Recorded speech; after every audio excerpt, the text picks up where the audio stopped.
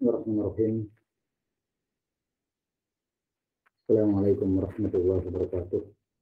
Alhamdulillahirabbil alamin. Wassalatu wassalamu ala asyrafil anbiya'i wal mursalin.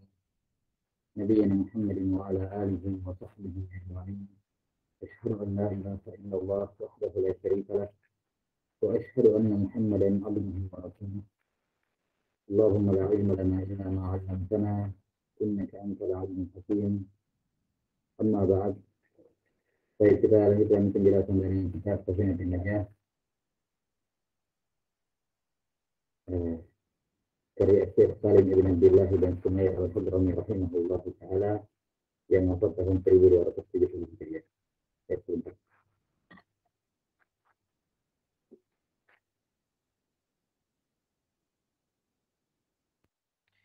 Nah, masih kecil suaranya?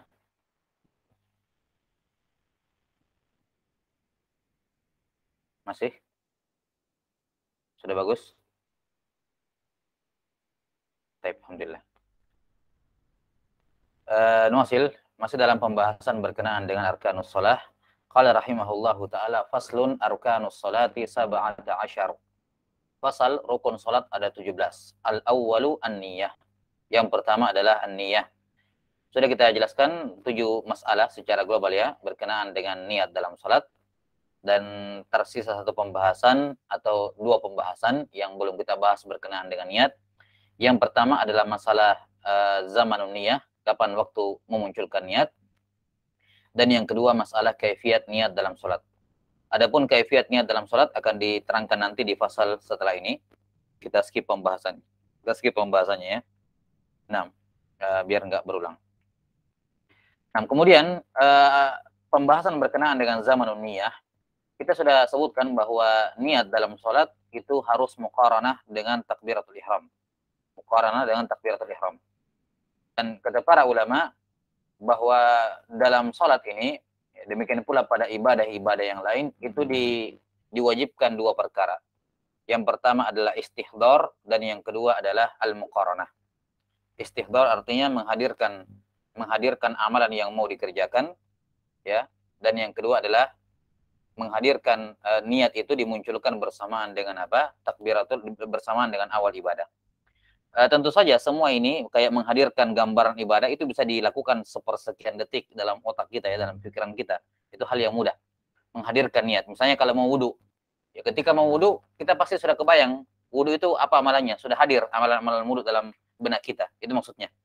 Karena itulah seorang tidak boleh lalai ketika sebelum beribadah. Tidak boleh lalai. Jika dia akan beribadah sudah hadir ibadah yang akan dikerjakan nanti, walaupun secara global. Kata para ulama, 2 hal ini, yang pertama adalah istihdar, ya, istihdar, dan yang kedua adalah al-muqaranah, berbarengan.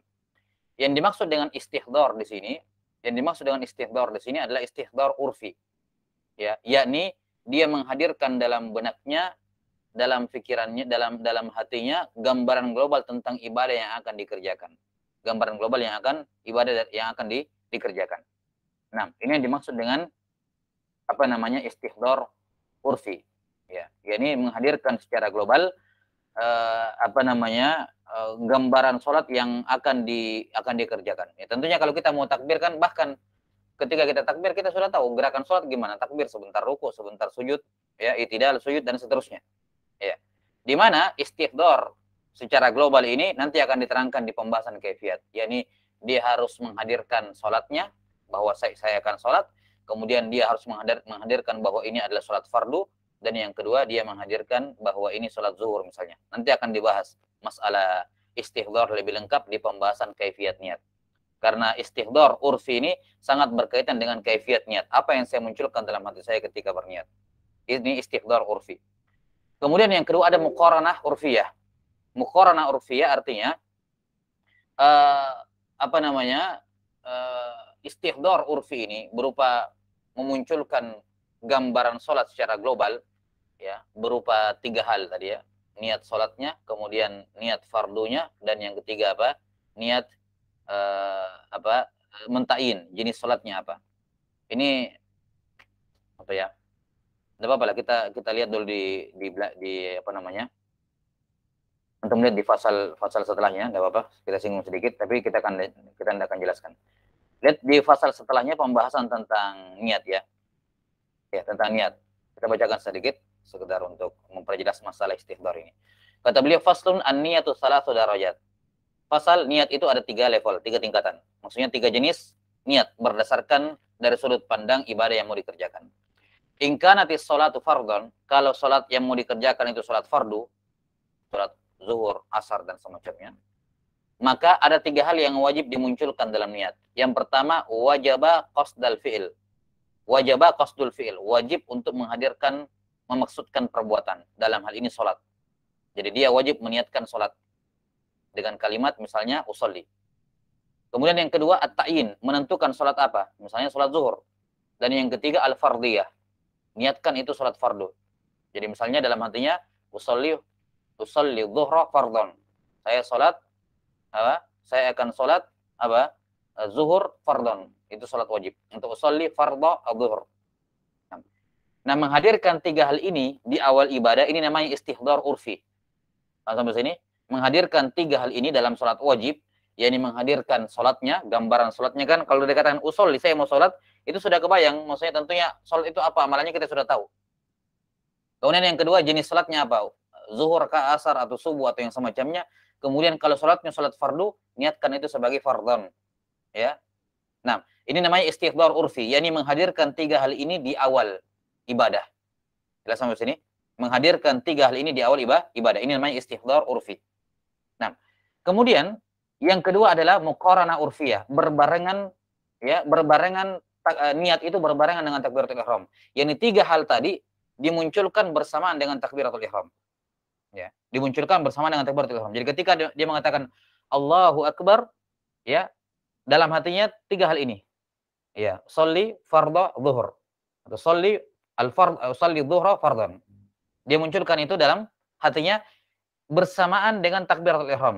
Yang dimaksud dengan bersamaan dengan takbiratul ihram, yakni di bagian manapun dari alif sampai ra, Allahu akbar, gitu ya. Dari alif pada kata Allah sampai ra pada kata akbar, di bagian manapun dia munculkan 3 hal ini sudah dikatakan muqaranah urfiyah, sudah berbarengan secara urf. Sudah dibarengan secara urf. Iya. Jelas sampai sini. Ini yang apa namanya? Dikuatkan oleh An-Nawawi rahimahullahu taala. Ini pendapat yang dipilih oleh An-Nawawi rahimahullahu taala, demikian pula Imamul Haramain ya, dan juga Al-Ghazali rahimahumullahu taala. Ya. Jelas sampai sini. Yang mu'tamad dalam mazhab Syafi'iyah itu muqaranahnya hakikiyah, bukan muqaranah urfiyah. Ya, dan ini agak sulit pelaksanaannya, bahkan apa namanya, kebanyakan orang sulit untuk mengerjakan. Karena itulah An-Nawawi rahimahullah dalam hal ini tidak mengambil pendapat yang mu'tamad dalam mazhab, tapi beliau ya dan juga ulama yang lain seperti yang kita sebutkan tadi memilih pendapat yang lain, bahwa muqaranah yang dipersyaratkan di sini adalah muqaranah urfiyah. Secara urf yang penting bersamaan, yakni antara alif pada kata Allah dengan ra pada kata Allah Akbar, dimanapun kamu munculkan 3 hal tadi, salat, fardu, zuhur, ta'in, ya, dimanapun antara alif sampai ra kamu munculkan di sini, itu sudah syah niatnya. Itu namanya istihdar urfiyah dan muqaranah urfiyah. Yang mu'tamad dalam mazhab Syafi'iyah itu harus istihdarnya hakiki dan muqaranahnya hakikiyah. Itu agak sulit. Muqaranah hakikiyah itu artinya begini. Istihdar menghadirkan semua amalan salat itu harus dihadirkan semua detail-detailnya. Detail-detail salat itu harus dimunculkan semuanya. Kemudian dimunculkan mulai dari A sampai Ra. Yani mulai kita munculkan niat kita tadi itu dari A, dan niat itu berakhir pada ra gitu. Kapan lebih dahulu atau lebih belakang tidak syah. Nah, ini hal yang rumit, hal yang sulit. Ya. Kata An-Nawawi rahimahullahu taala yang benar dalam masalah ini ya, yang lebih memudahkan dalam hal ini tentunya adalah muqaranah urfiyah. Yani tidak dipersyaratkan niat muncul bersamaan dengan A pada kata Allah dan berakhir dengan pada kata ra, pada huruf ra pada akbar. Enggak mesti bersamaan betul. Muqaranah hakiki kan berbarengan betul-betul niat. Antara niat dengan takbir itu berbarengan betul-betul. Awalnya sama akhirnya dimulai bersamaan dan berakhir bersamaan. Niat dengan takbiratul ihram. Itu kan hal yang sulit. Karena itulah yang dipersyaratkan di sini hanyalah muqaranah urfiyah. yakni secara urf yang penting sudah berbarengan. Artinya apa? Dimanapun antara A dengan Ra pada kata Allahu Akbar kamu munculkan niatmu sudah syah. Ya, itu lebih memudahkan dan itu sangat mudah kalau di dalam pengamalan. Kita sampai sini. Baik, maka ini pembahasan tambahan berkenaan dengan niat ya pada rukun yang pertama kata beliau rahimahullahu taala an-niyah. Yakni niat ini dimunculkan bersamaan dengan diistihdar ya, dihadirkan niat ini dengan 3 komponen tadi pada salat wajib ya, akan diterangkan lebih lanjut masalah 3 komponen ini, masalah salatnya, masalah fardunya dan ta'yin jenis salat fardunya apa. Dihadirkan 3 hal ini di bagian manapun pada kalimat Allahu Akbar, takbiratul ihram, di bagian manapun. Dari awal, di tengah, atau di akhir, tidak ada masalah. Ya. Baik, adapun masalah kaifiat kita akan bahas nanti ya. Kaifiat tadi yang kita katakan istihdar itu pada bab setelahnya. Nah, sekarang kita pindah ke rukun yang kedua. Qala rahimahullah pada rukun salat yang kedua, as-sani takbiratul ihram. Ya, yang kedua adalah takbiratul ihram. Nah, ini rukun salat yang kedua, yaitu takbiratul ihram. Dinamakan takbiratul ihram ya, dikarenakan bentar.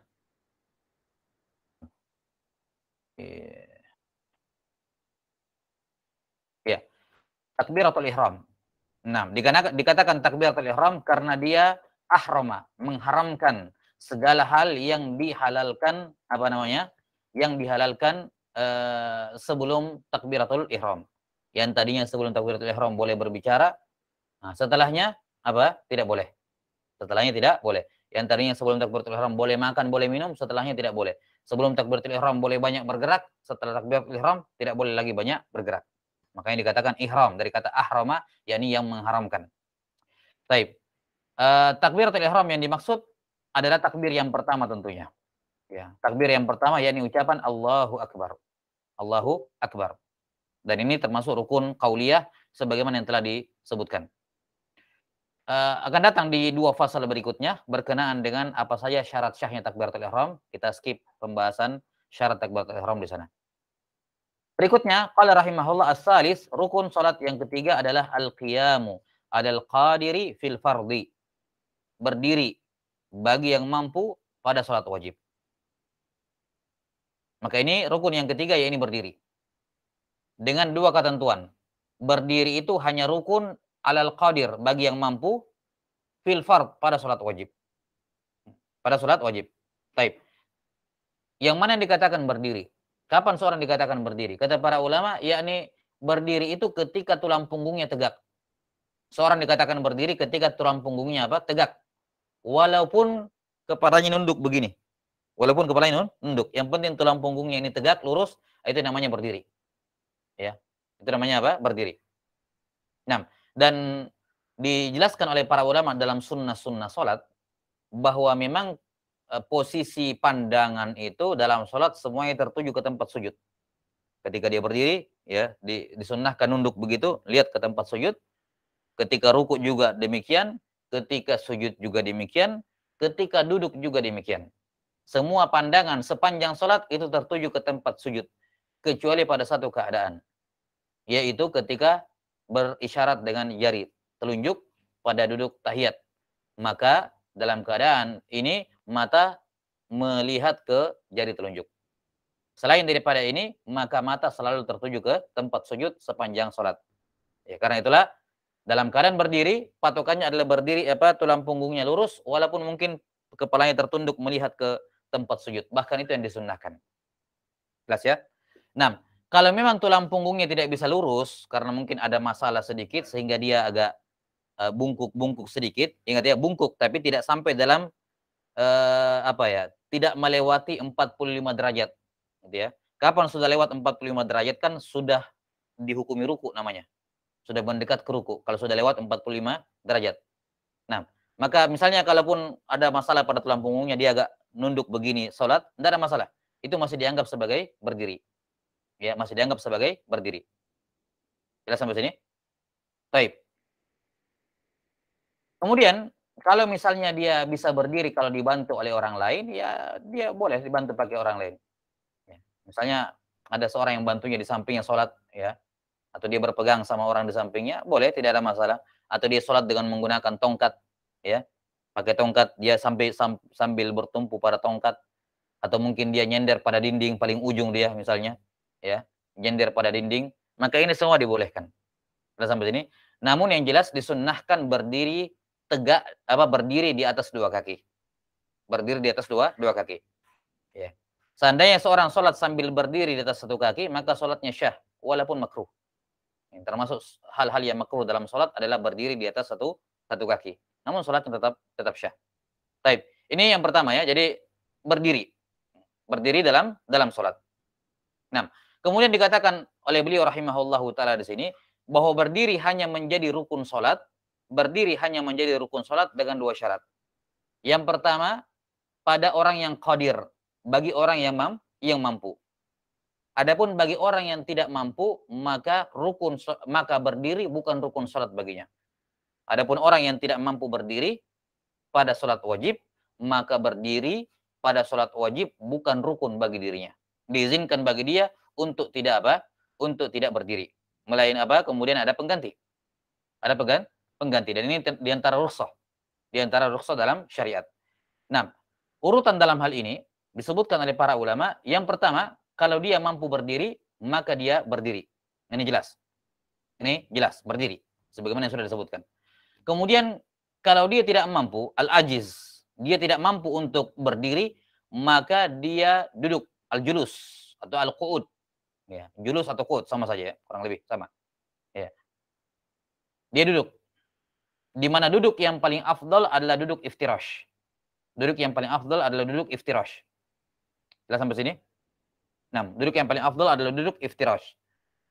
Kenapa? Karena ini adalah kaifiat duduk yang paling sering dilakukan dalam sholat, yaitu duduk iftirash. Ya. Kalau tidak bisa iftirash, misalnya dia tawarruk, kalau nggak bisa dia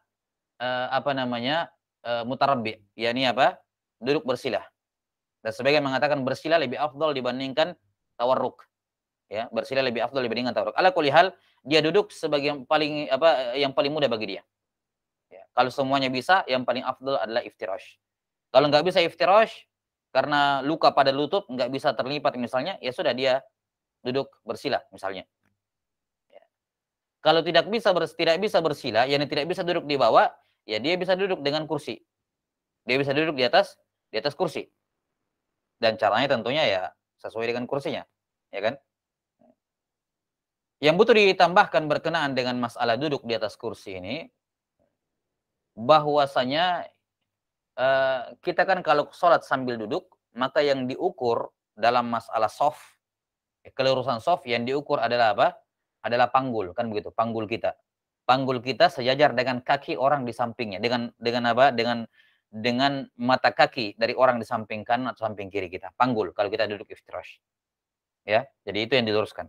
Nah, kalau seorang sholat pakai kursi, maka yang diluruskan dengan soft di sampingnya adalah kaki kursi bagian belakang, bukan kaki kursi bagian depan. Ya, kaki kursi bagian belakang. Itu yang diluruskan. Itu dalam meluruskan soft kalau orang sholat pakai kursi, bukan kaki kursi bagian depan. Karena kalau dia meluruskan dengan kaki kursi bagian depan, kasihan soft di belakang pasti terputus. Ya, pasti terputus.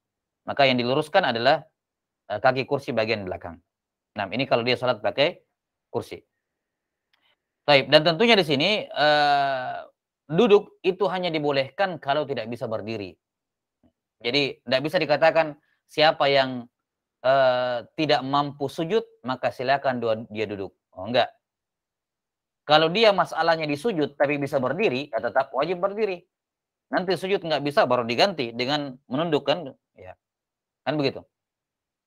Kalau dia misalnya bisa berdiri, cuman tidak bisa ruku, ya sudah berdiri tetap wajib, rukunya yang diganti dengan yang dia mampu, kan begitu, dengan menundukkan tubuh.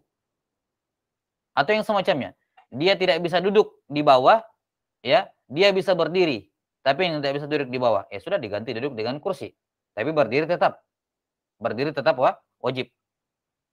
Ya, karena itulah pernah ada yang nanya, gimana kalau saya sholat dengan kursi, duduk di atas kursi, tapi saya mampu berdiri.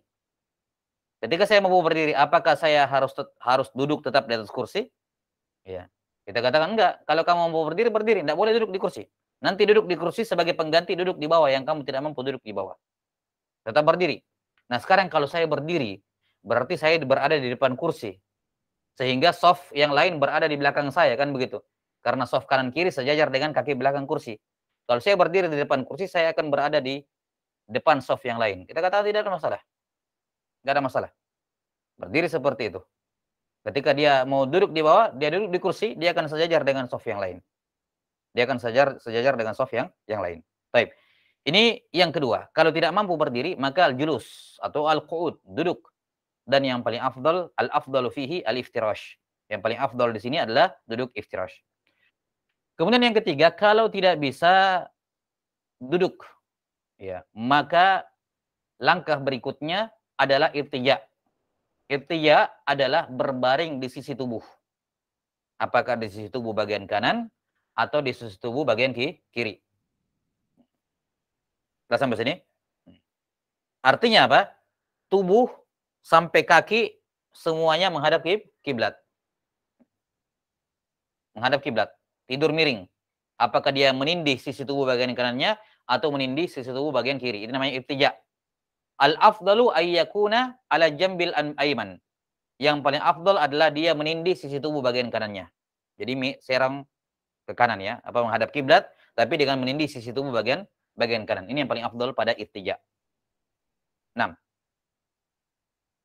Kemudian kalau tidak mampu irtija, maka istilqa. Istilqa itu salat menghadap ke atas. yakni muka menghadap ke langit-langit, gitu ya, menghadap ke atas. Seluruh tubuh itu menghadap ke langit-langit, ke atas. Ini istilqa namanya. Jadi kalau dia bisa irtija, maka tidak boleh istilqa. Ini urutan ya, ini urutan. Berdiri, berduduk, kalau tidak bisa duduk, baru irtija, kalau nggak bisa irtija, baru istilqa. Kalau dia bisa irtija, terus dia istilqa, maka tidak syah salatnya. Jadi istilqa itu tidur menghadap ke langit-langit, menghadap ke atas, terlentang menghadap ke atas, ini di urutan nomor 4. Ya. Nah, ketika dia istilqa, maka diwajibkan, kalau dia mampu, diwajibkan kepalanya diangkat agak tinggi supaya wajahnya bisa menghadap kiblat.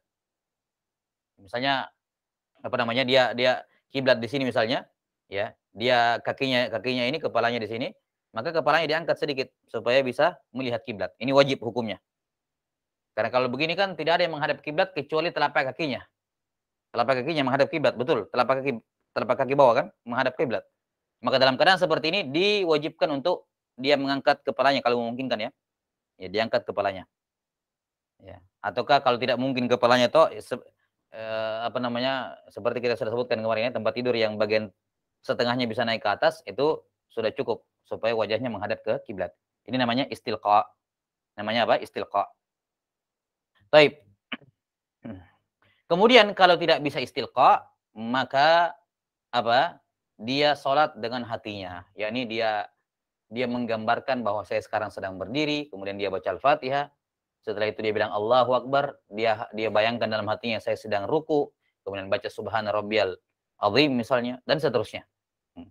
Yani hatta walaupun orang itu kehilangan kesadaran, bukan kehilangan kesadaran, sampai ketika orang itu lumpuh, tidak bisa bergerak sama sekali, tapi matanya, kesadarannya masih ada, maka dia sholat dengan apa? Dengan hatinya. Dia bisa menggunakan matanya untuk berisyarat bahwa saya sekarang sedang ruku, saya sedang sujud, saya berdiri. Nah, menggunakan matanya dan apa namanya? Dia menjalankan salat dengan hatinya. Jelas ya? Wallahu taala alam bisawab. Ini berkenaan dengan orang yang tidak mampu hukum berdiri dalam salat disertai dengan pengganti-penggantinya. Disertai dengan penggantinya. Nah, wallahu taala alam bisawab. Ini apa namanya? Orang yang tidak mampu untuk berdiri dan penggantinya. Sekarang mungkin ada pertanyaan, apa patokannya seorang boleh berpindah keadaan dari berdiri pindah ke duduk pindah ke irtija pindah ke istilqa pindah ke apa patokannya? Apa patokan al-ajz? Seorang dikatakan tidak mampu. Kata para ulama dalam dhabitul ajz, memberikan batasan seorang dianggap tidak mampu adalah semua keadaan di mana hal itu bisa menghilangkan khusyuknya, menghilangkan kesempurnaan khusyuknya, atau memberikan kepadanya rasa sakit atau tidak nyaman di atas kadar yang normal. Misalnya ada orang berdiri, bisa berdiri, tapi dia paksa berdiri sampai menahan sakit, perih gitu. Nah, ini jelas menghilangkan kekhusyuannya kalau dia sholat sambil menahan perih. Kalau dia tahan-tahan bisa berdiri, tapi kita katakan seperti ini sudah boleh duduk. Boleh kalau dia paksakan diri berdiri masih bisa, tapi kalau sambil meringis kesakitan atau menahan sakit, ya kita katakan ini sudah dianggap ketidakmampuan. Boleh duduk, walaupun kalau kamu paksa berdiri bisa berdiri, tapi sudah boleh duduk. Jadi jangan difahami bahwa oh pokoknya selama masih berdiri biar bagaimana dia tahan sakitnya tetap wajib berdiri. Enggak. Patokannya adalah kalau dia paksakan berdiri itu bisa menghilangkan kekhusyuannya, ya, mengurangi kekhusyuannya atau memberikan kepadanya rasa sakit ataupun ketidaknyamanan, ya, yang di atas batas normal, maka seperti ini sudah boleh dia duduk. Demikian pula kalau dia duduk bisa menghilangkan atau mengurangi kekhusyuannya atau memberikan rasa sakit di atas kadar normal, maka silakan dia irtija. Demikian seterusnya. Jadi ini patokan ketidakmampuan adalah kalau hal tersebut bisa menghilangkan kekhusyuannya atau mengurangi kekhusyuannya atau memberikan kepadanya masyaqqah, kesulitan berupa rasa sakit atau ketidaknyamanan ya ketika sholat di luar dari batas kebiasaan. Ya, wallahu taala alam bisawab. Nah, ini al-ajz, ketidakmampuan yang bersifat hissi, ketidakmampuan yang bersifat fisik, ya. Nah, kemudian masuk dalam hukum al-ajz, ya, diikutkan kepada bentuk ajz ada namanya al-ajz asy-syar'i, ketidakmampuan dari sisi syariat. Yani secara fisik dia mampu berdiri, tapi syariat menghukumi dia ini tidak mampu. Ini juga boleh bagi dia untuk duduk, ya. Atau kalau tidak mampu duduk, boleh bagi dia untuk istilqa. Baik, misalnya misalnya dalam kondisi di mana dia dibutuhkan ya masalan kalau dia berdiri dikhawatirkan dia akan mendapatkan mudarat. Dia akan mendapatkan mudarat. Misalnya dia sholat sambil bersembunyi dari musuh. Kalau dia berdiri bisa kena tembakan misalnya, kena peluru atau yang semacamnya. Maka di sini dianggap ajaz syar'i. Dia mampu berdiri cuman kan tidak memungkinkan, sedang perang misalnya. Ini namanya ajaz syar'i. Atau misalnya sholat di atas sampan. Sholat di atas sampan atau di perahu-perahu kecil gitu ya. Nah, di mana kalau dia berdiri, goyang-goyang perahunya bisa jatuh gitu, bisa tenggelam. Maka ini juga boleh bagi dia untuk duduk. Ini namanya ajaz ajaz syar'i. Nah, atau termasuk juga di dalamnya ajaz syar'i adalah orang yang saya bisa berdiri sebentar, tapi kalau berdiri lama nggak bisa. Artinya kalau saya sholat sendiri, saya bisa berdiri. Tapi kalau saya ikut berjamaah, saya tidak bisa berdiri. Karena bacaannya imam, ya gitu, ya, panjang misalnya. Kalau saya cuma baca inna atainal kautsar, bisa masih tahan berdiri. Ya sampai sini, maka dalam keadaan seperti ini, para ulama mengatakan lebih afdal dia sholat sendiri. Ya, lebih afdal dia sholat sendiri, yang penting berdiri dibandingkan sholat berjamaah dalam keadaan dia duduk. Dalam keadaan dia duduk. Kenapa? Berdasarkan kaidah fikhiyah bahwa al-fadail allati tata'allaqu bidzatil ibadah, ya. Naam, al-fadl, ya, alladzi yata'allaqu bi fadli bidzatil ibadah muqaddamun min al-fadl alladzi yata'allaqu bi sifatil ibadah. Nah, bahwa al-fadl, keutamaan, fadilah, ya, yang berkenaan dengan zat ibadahnya itu lebih didahulukan dibandingkan keutamaan yang berkenaan dengan berkenaan dengan sifat ibadah tersebut. Yani keutamaan yang berkenaan dengan zat ibadah lebih didahulukan dibandingkan keutamaan terhadap sifat dari ibadah tersebut. Nah, sekarang berdiri itu bagian dari zat sholat. Ya, maka mengejar berdiri itu lebih utama dibandingkan mengejar jamaah yang tidak ada hubungannya dengan zat sholat, melainkan dia sifat, ya, penyempurna dari sholat kita, yakni berjamaah, ya, daripada dia mengejar keutamaan berjamaah tapi dia duduk. Lihat sampai sini, ya. Maka ini termasuk ajaz syar'i. Termasuk ajaz yang syar'i adalah kalau saya sholat sendiri bisa berdiri. Tapi kalau saya sholat sebagai makmum nggak kuat lama-lama, pasti saya duduk. Maka dikatakan ini dalam keadaan seperti ini Ini termasuk ajaz syar'i. Artinya apa? Silakan kamu berjamaah, ya, boleh duduk. Boleh duduk. Padahal kalau dia sendiri bisa berdiri. Jelas sampai sini? Tapi karena dia berjamaah di mana imamnya lama, dia duduk. Kita katakan silakan sholat berjamaah dia duduk. Boleh, artinya bukan dilarang, tetap boleh sholat jamaah sambil duduk. Itu ajaz syar'i. Cuman kalau muncul pertanyaan kayak tadi, yang mana lebih utama? Berjamaah sambil duduk atau sholat sendiri tapi berdiri? Maka kita katakan lebih afdal sholat sendiri tapi berdiri. Karena berdiri berkaitan dengan zat sholat itu sendiri. Sementara jamaah itu sifat atau keutamaan di luar dari hayatus sholat. Di luar dari apa? Zat sholat itu sendiri. Jelas ya? Ya, di mana kaidah bahwa fadilah yang allati tata'allaqu bi dzatil ibadah muqaddam, ya, minal fadilah allati tata'allaqu bi, ya, bi kaifiyatil ibadah atau syibhi atau yang semacamnya. Nah, ini termasuk ajaz syar'i. Termasuk ajaz syar'i. Wallahu taala alam bissawab. Nah, ini syarat yang pertama, berdiri itu menjadi rukun dalam sholat, yaitu bagi alal qadir, bagi yang mampu. Kalau tidak mampu, maka berdiri bagi dia bukan rukun.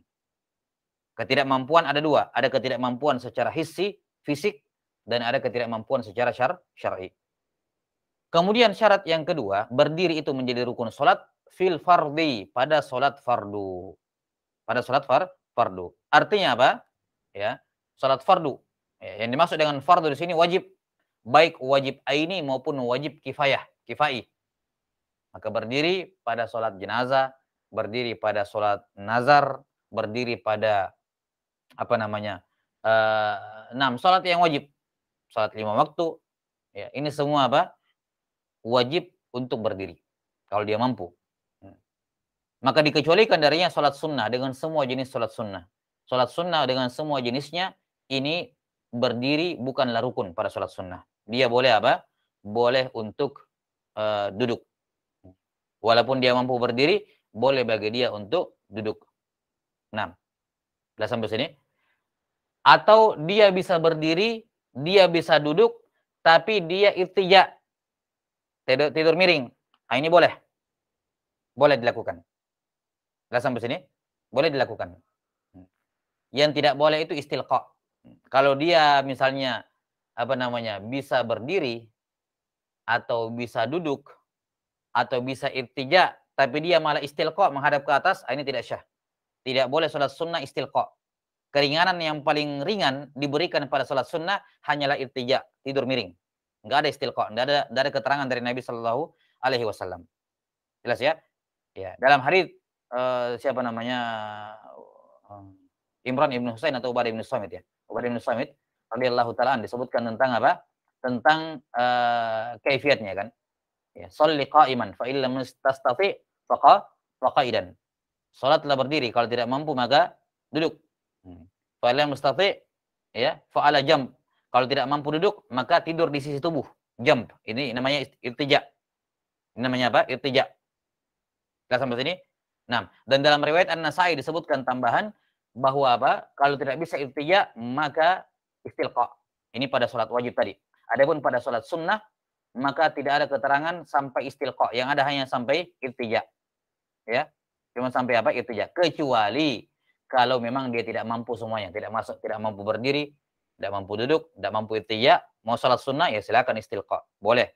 Kalau tidak mampu, namanya tidak mampu kan. Tapi kalau dia mampu berdiri atau dia mampu duduk atau dia mampu irtija kemudian dia istilqa, ini tidak syah. Jelas ya? Maka pembolehan paling paling ringan, ya, paling longgar pada sholat sunnah hanya sampai irtija. Jelas? Ini kalau dia bisa berdiri, boleh dia tidak berdiri pada sholat sunnah. Dia duduk. Kalau dia bisa duduk, dia bisa berdiri, boleh tidak lakukan dua-dua, dia irtija, boleh. Cuman pahalanya tentunya tadi bahwa berlaku hadis sholatul qa'id nisfu sholatil qa'im. Sholat orang yang duduk setengahnya sholat orang yang berdiri. Ya, wa sholatul muttaji, ya, nisfu sholatil qa'id. Bahwa sholat orang yang irtija itu setengahnya sholat yang duduk. Nah, ini tentunya kalau dia bisa berdiri tapi dia duduk. Dia bisa duduk tapi dia irtija. Itu dapat setengah. Tapi kalau memang tidak bisa berdiri terus dia duduk, ya pahalanya sempurna, bukan setengahnya. Karena memang dia tidak bisa berdiri. Adapun setengah itu kalau dia bisa berdiri tapi dia duduk. Dia bisa duduk tapi dia irtija, itu setengah-setengah. Tapi kalau memang tidak bisa kecuali itu, maka pahalanya sempurna. Baik.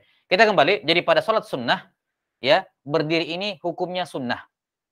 Pada sholat sunnah, berdiri di sini hukumnya sunnah. Tidak, bukan rukun sholat. Kalau dia berdiri, maka itu yang paling afdal. Kalau dia mau duduk, walaupun mampu berdiri, ya silakan juga. Kalau dia mau baring, serong, miring ke kanan, ya, padahal dia bisa duduk, boleh juga. Sudah sampai sini? Boleh juga. Nah, ini sholat sunnah. Sholat sunnah. Dengan semua jenis sholat sunnah. Baik sholat sunnah seperti qobliyah, ba'diyah, ya, atau tahiyatul masjid, atau sholat lail, sholat witir, sholat tarwih, dan seterusnya. Termasuk sholat idul fitri, idul adha. Ini semua sholat-sholat sunnah, di mana berdiri padanya adalah sunnah, bukan rukun. Kalau ada seorang idul fitri, misalnya, sholat sambil duduk, ya syah, tidak ada masalah. Ya. Cuma seperdua didapatkan pahalanya. Kalau dia mampu berdiri tapi dia duduk. Sholat tarwih, kelamaan imamnya berdiri, nggak kuat dia. Atau kalaupun dia paksakan berdiri, tidak khusyuk. Ya. Maksudnya, daripada kesal sama imam terlalu lama berdirinya dan kamu sudah capek, ya sudah duduk. Ya. Dan bagimu setengah pahala, tidak ada masalah. Ya. 6. Ini pada sholat sunnah. Adapun tata cara sholat sunnah tentunya kalau tata cara sholat sambil duduk ya. Tentunya kalau dia duduk, ya kalau berdiri kan jelas ya tetap tegak. Nah, di mana normalnya orang kalau sholat duduk kan duduk iftirash misalnya, dia bisa sujud, kan begitu. Yang tidak bisa itu dia ruku, karena dia kan duduk. Gimana caranya ruku dalam keadaan duduk? Jelas? Kalau dia sujud, jelas bisa. Maka kata para ulama, kalau dia ruku dalam keadaan duduk, misalnya duduk iftirash seperti ini ya, duduk iftirash, nah, kemudian dia ruku. Maka ruku paling minimal adalah jidat sejajar dengan lutut. Seperti ini. Sejajar dengan lutut. Ini ruku paling minimal. Ya, ruku paling minimal. Jadi kalau dia ruku cuma begini toh, ini tidak syah. Ya, karena ini masih sejajar dengan paha. Jelas? Jadi ruku paling minimal dalam sholat duduk adalah sejajar dengan dahi sejajar dengan lutut. Ya.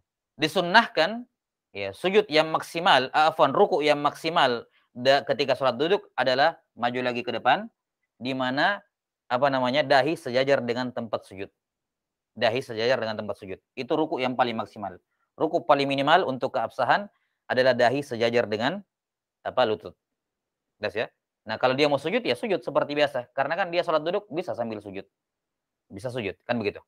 Nah, ini kalau dia sholat dalam keadaan duduk. Masalahnya kan cuma di ruku.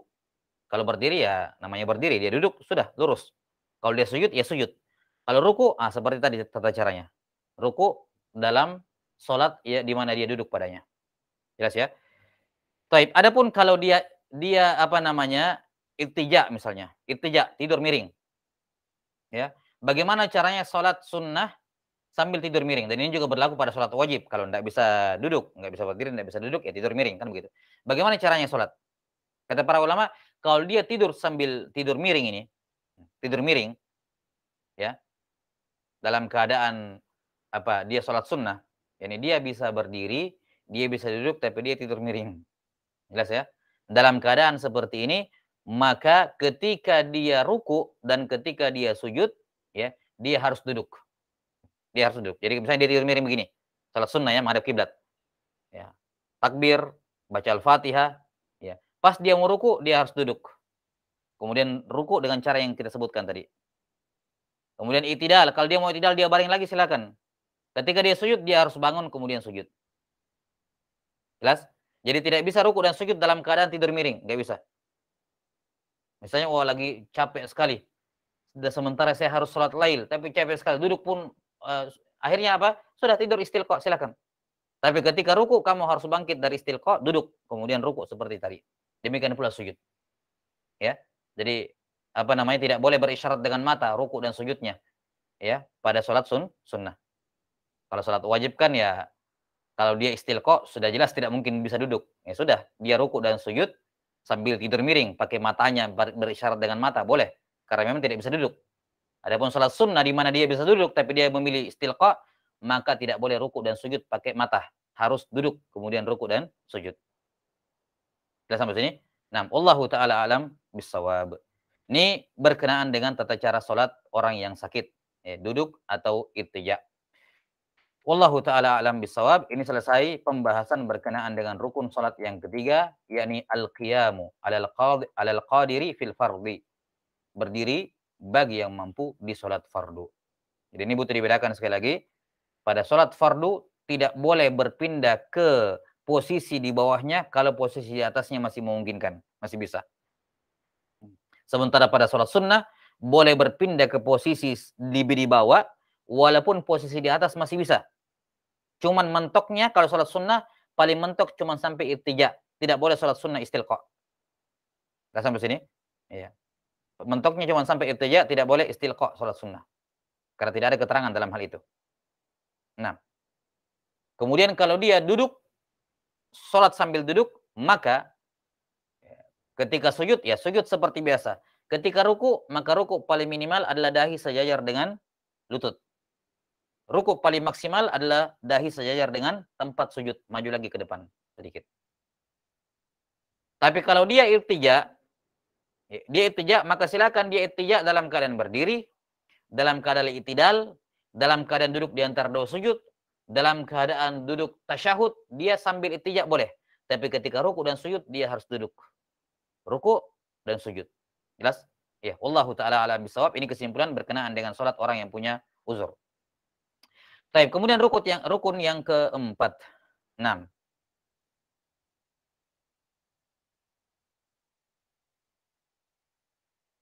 Qala rahimahullahu taala, pada rukun yang keempat kata beliau rahimahullahu taala, ar-rabi' qiraatul Fatihah. Rukun salat yang keempat adalah membaca Al-Fatihah. Membaca Al-Fatihah. Baik. Yang dimaksud dengan membaca Al-Fatihah di sini, yakni membaca Al-Fatihah secara mutlak. Apakah dari hafalannya, ataukah dengan melihat mushaf di hadapannya, nah, ataukah ditalqin. Dia belum hafal Al-Fatihah, tapi dia bisa mengikuti orang. Ada temannya di sampingnya bilang, tolong bacakan sama saya Al-Fatihah, ya, bacakan biar saya ikuti dalam sholat. Ditalqin namanya, ya, didikte ya, didikte. Nah, ini boleh. Intinya adalah dia membaca Al-Fatihah. Apakah dari hafalannya, atau sambil melihat mushaf, atau didikte, ditalqin oleh orang di dekatnya. Nah, di mana Al-Fatihah ini, ya, Al-Fatihah ini wajib dibaca dalam keadaan berdiri. Wajib dibaca dalam keadaan berdiri. Atau dalam keadaan duduk kalau tidak bisa berdiri. Atau dalam keadaan tidur miring kalau tidak bisa duduk, dan seterusnya. Jelas ya? Jadi Al-Fatihah dibaca dalam keadaan berdiri atau pada penggantinya berdiri, duduk, dan seterusnya.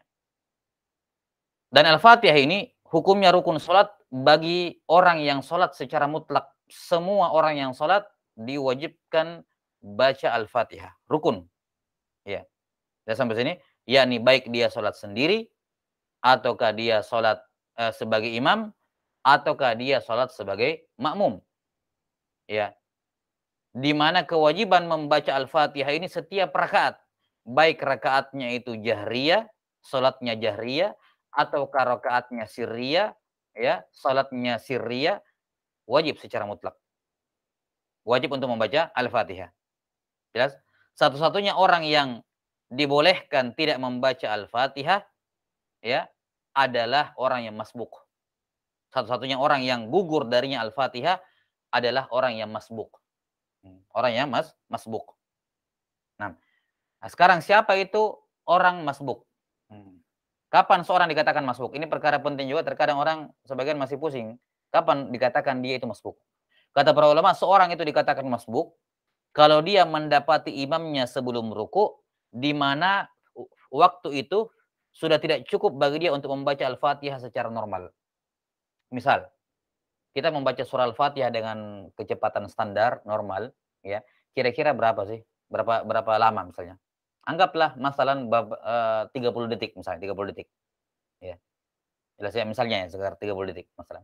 Nah, kalau ada orang masuk ke jamaah, ya, masuk dan baru 20 detik imam sudah ruku, maka dia dianggap masbuk. Kenapa? Karena dia masuk ke sholat di mana dia tidak menjumpai imamnya dalam keadaan berdiri dengan durasi yang cukup untuk membaca Al-Fatihah. Ya. Tapi kalau misalnya dia masuk, ya sholat, ya masuk ke dalam berjamaah, sholat berjamaah, dan 40 detik berikutnya baru si imamnya ruku, maka dia tidak dianggap masbuk. Dia tetap wajib baca Al-Fatihah. Jelas? Ini patokan masbuk. Jadi ulangi, masbuk adalah orang yang masuk ke dalam sholat, di mana ya dia mendapati imam dalam keadaan tidak cukup waktu bagi dia untuk menyelesaikan Al-Fatihah dan imamnya sudah ruku. Imamnya sudah ruku. Itu namanya apa? Ya, itu namanya masbuk. Ya, seperti tadi misalnya perkiraan kalau kita baca Al-Fatihah standar 30 detik. Maka kalau dia masuk ke dalam sholat, ya, kemudian kurang dari 30 detik imamnya sudah ruku, maka berarti dia masbuk. Karena waktu yang tersisa tidak cukup bagi dia untuk menyelesaikan Al-Fatihah. Itu namanya masbuk. Ya. Tapi kalau dia masuk ke dalam sholat dan imamnya ruku 35 detik setelahnya, maka berarti dia bukan masbuk. Kenapa? Karena dia masih punya waktu untuk menyelesaikan Al-Fatihah dalam keadaan bacaan yang benar dan dengan kecepatan standar. Jelas sampai sini? Nah, kalau dia masbuk, dalam artian dia masuk ke dalam sholat jamaah, kemudian tidak lama ya, cuma 10 detik berikutnya imam langsung ruku, maka kita katakan gugur Al-Fatihah dari kamu. Kamu masbuk, gugur Al-Fatihah, ruku bersama imam. Dan kamu dianggap mendapati satu rakaat itu. Dianggap mendapati satu rakaat. Jelas? Jadi kita kembali, Al-Fatihah diwajibkan pada semua orang yang sholat. Sholat sendiri, atau dia imam, atau dia makmum, pada sholat sirriyah, atau pada sholat jahriyah. Ya, semuanya wajib membaca Al-Fatihah. Setiap rakaat diwajibkan baca Al-Fatihah, kecuali satu orang, yaitu masbuk. Hanya masbuk yang Al-Fatihah gugur darinya. Selain daripada masbuk, maka semuanya wajib membaca Al-Fatihah. Kita sampai sini. Wallahu ta'ala alam bissawab. Baik. Ini rukun yang ke berapa? Rukun yang keempat ya.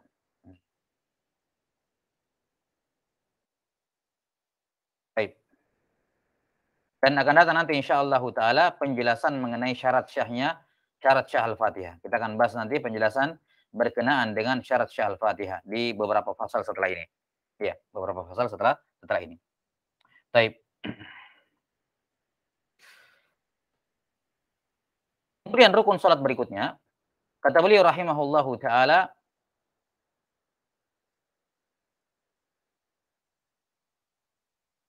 al-khamis ar-ruku'. Rukun salat yang kelima adalah ruku'. Rukun salat yang kelima adalah ruku'. Nah, ruku' ya, secara bahasa adalah apa? Miring ke depan, inhina.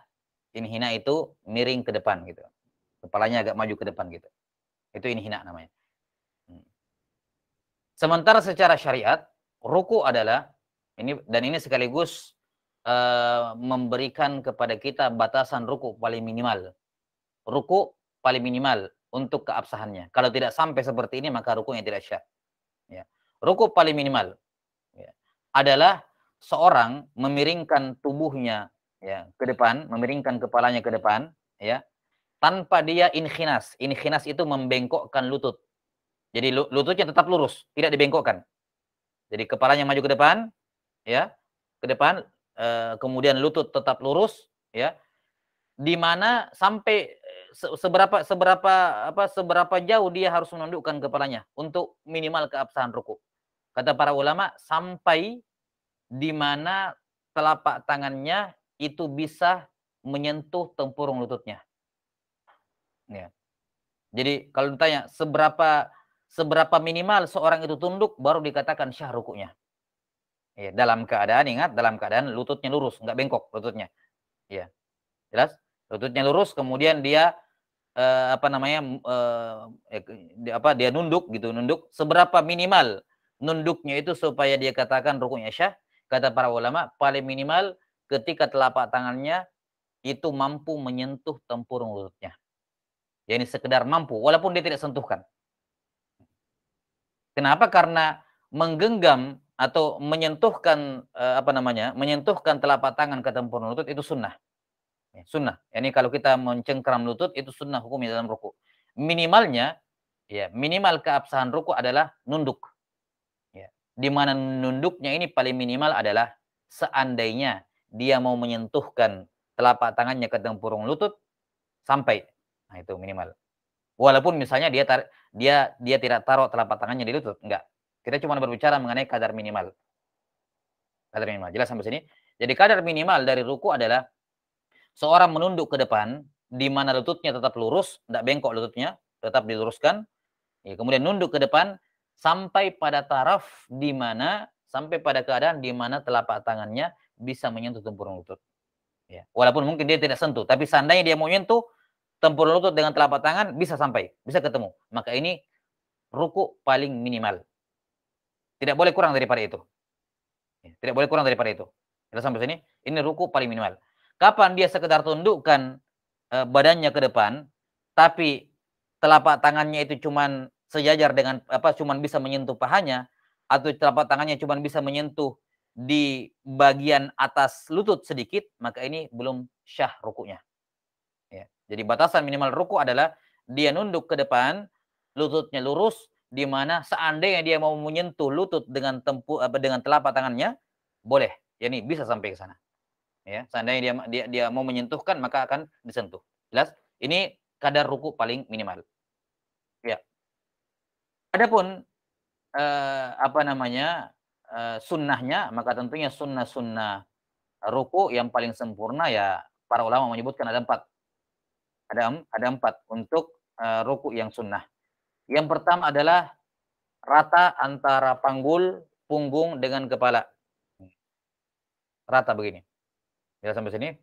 Jadi kepalanya nggak nunduk begini, nggak nunduk begini, nggak juga nengok begini, tapi rata. Ya, jadi panggul, ya, pinggang, kemudian punggung dan ini nih leher belakangnya lurus kepala, lurus. Ya, di mana seandainya dinaikkan misalnya gelas di atas, kemudian diisi air maka tidak akan tumpah. Tidak akan tumpah. Ini sunnahnya. Kemudian yang kedua adalah dia eh, meluruskan betisnya. Ya, meluruskan lututnya, meluruskan lututnya. Nah, ini sunnah yang kedua. Kemudian sunnah yang ketiga adalah menggenggam tempurung lutut. Menggenggam tempurung lututnya. Nah, kemudian yang keempat adalah ketika dia menggenggam tempurung lutut, dia tidak terlalu lebar begini, tidak juga terlalu rapat, begini, tidak rapat, tidak terlalu lebar, tapi ya sedang menggenggam seperti ini. Jadi ada tafrij, ya, ada farj, ada celah di antara jari jemari, tidak terlalu longgar, tidak juga merapatkan, tapi ya diberikan jarak secukupnya. Ini 4 sunnah dalam kesempurnaan ruku. Ya. Wallahu taala alam bisawab. Ini tentunya ruku pada orang yang berdiri ya. Adapun ruku pada orang yang duduk kita sudah sampaikan tadi ya, bahwa bagi orang yang sholat duduk kemudian ruku, maka ruku paling minimal adalah dahi sejajar dengan dengan lututnya.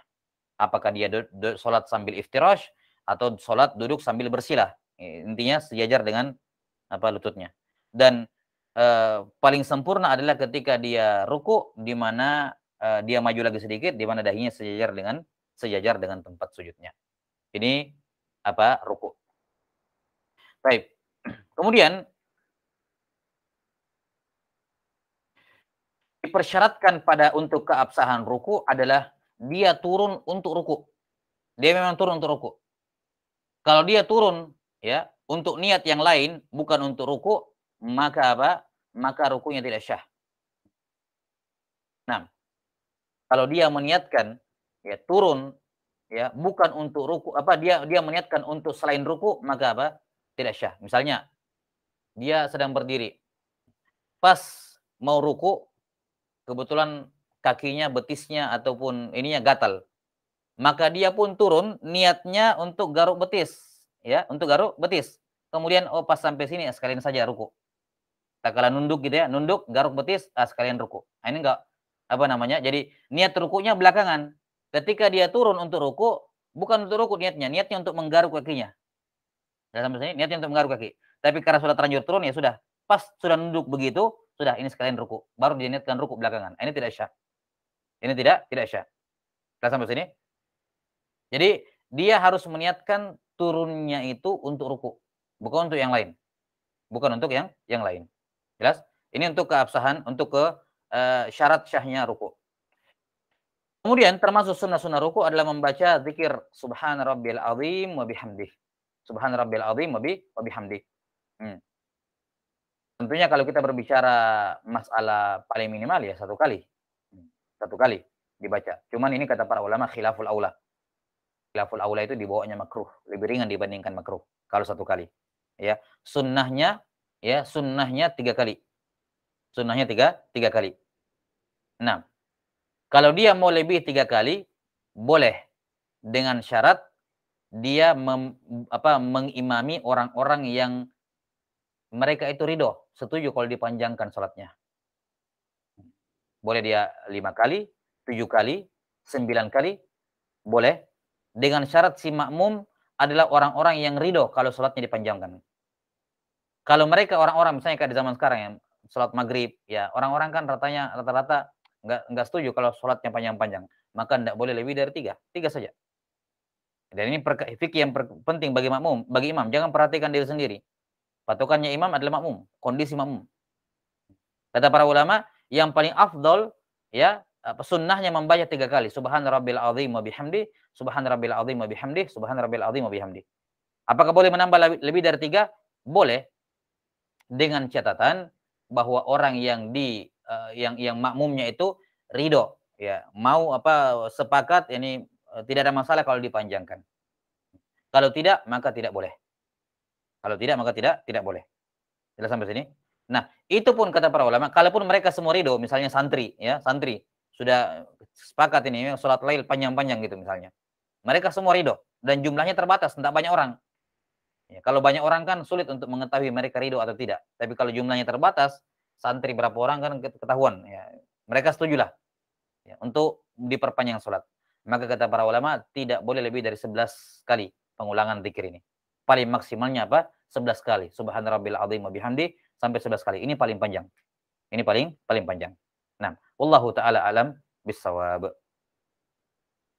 Nah, kemudian selanjutnya kata beliau rahimahullah, ini terakhir ya, pada rukun yang ke-6 at-tuma'ninatu fihi. Tuma'ninah ketika ruku. Tuma'ninah ketika ruku.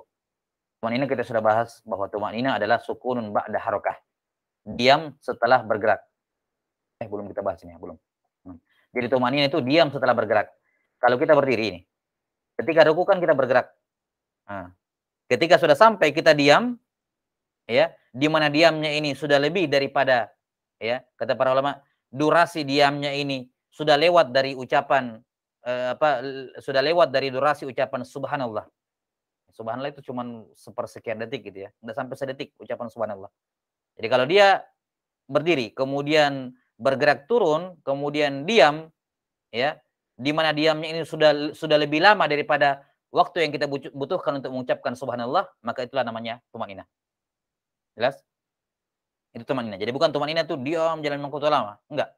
Tumanina adalah sukunun ba'da harakah. Diam setelah tadinya bergerak. Jadi bergerak turun, pas diam sebentar saja sudah dianggap tumanina. Jelas sampai sini? Karena itulah ucapan subhan rabbil azim sunnah. Bukan termasuk rukun. Yang rukun adalah tumanina, yakni diam dalam jangka waktu sebentar sekali, sama seperti durasi mengucapkan subhanallah, gitu ya. Setelah itu bangkit kembali i'tidal, ini sudah dianggap tumanina. Jelas? Jadi tumanina ini adalah rukun salat sebagaimana yang kita sudah sebutkan, namun yang benar yang mu'tamad dalam mazhab Syafi'iyah bahwa tumanina ini bukan rukun yang mustaqil, bukan rukun yang berdiri sendiri, melainkan ikut ke ruku. Maksudnya gimana? Seandainya ada orang ruku tapi tidak tumanina, itu tidak dianggap ruku. Ya, karena itulah tumanina bukan rukun yang tersendiri, tapi dia rukun yang mengikuti kaifiat tayamum. Ya, dia masuk dari tayamum, mengikuti kaifiat ruku, gitu ya. Karena itulah dia satu paket dengan ruku. Ya, jelas? Ya, sebagaimana sudah dijelaskan di awal ketika membahas mengenai jumlah rukun dalam salat. Nah, wallahu taala alam bisawab. Jadi sekali lagi, tumanina ketika ruku adalah seorang diam setelah bergerak, dia bergerak dulu, kemudian sampai ketika semua tulang sudah berada pada posisinya, ya, yang kita sudah sebutkan tadi kadar ruku paling minimal, kemudian dia diam sejenak, itu sudah dianggap sebagai tumanina.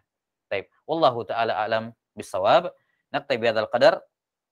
Selanjutnya rukun i'tidal sampai akhir kita akan dibahas pada pertemuan berikutnya. Nasallallahu taala yu'allimana mimma yanfa'una wa ayyanfa'ana bima 'allamana. innahu waliyyu dzalika wal qadiru alaih. Subhanakallahumma bihamdik asyhadu an la ilaha illa anta astaghfiruka wa atubu ilaik. Sallallahu ala nabiyyina Muhammadin wa ala alihi wa sahbihi wasallam. Assalamualaikum warahmatullahi wabarakatuh. Waalaikumsalam.